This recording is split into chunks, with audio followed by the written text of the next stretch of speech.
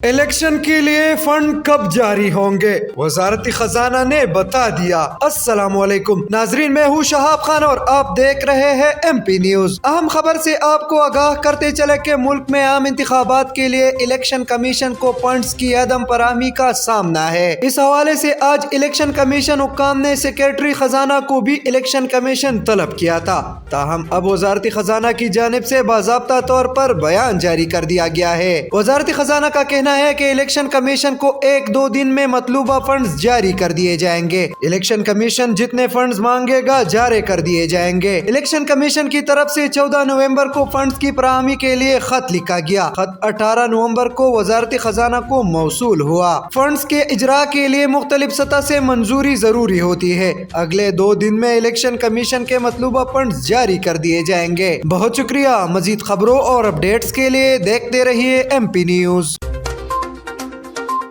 MP news सवाल समेत मुल्की और गैर मुल्की खबरें आप तक पहुंचाए सबसे पहले।